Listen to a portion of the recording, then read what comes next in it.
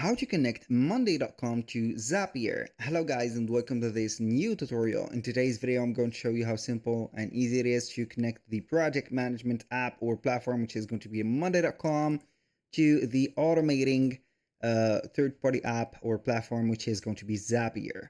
So we are going to be able to create zaps, automations, notifications, emails, sending emails, and etc. on both of these platforms. So we're going to start by heading over monday.com, sign in for an account, and then we are going to head over the name of our account. And from here, we are going to head over the app marketplace.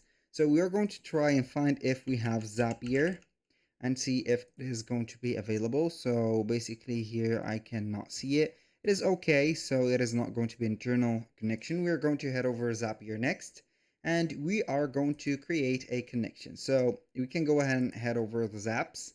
And then we are going to start by adding the integration. The zap is going to be, let's say, linked with a trigger. So we are going to head over the triggers and type in Monday. And we're going to see that it is going to have the platform of Monday. We are going to have it. We are going to sign in into our account first. We're going to have the API token. So we can go ahead and head over the setting.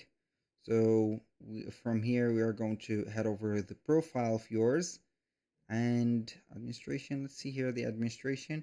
It is going to be right here. So this is the account.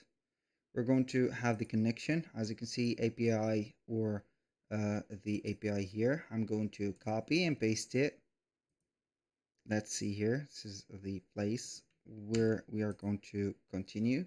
It is going to set up the connection. Here you go. Now you can go ahead and choose a trigger, and then you can go ahead and start your journey from here. Do not forget to set up the action. You can go ahead and have also an action from the Monday itself, Monday, and then we can go ahead and find the actions. So we are going to choose an action event. That was pretty much it for today's video. Thank you guys for watching. I hope that you have enjoyed the content, and I hope to see you soon on the next one.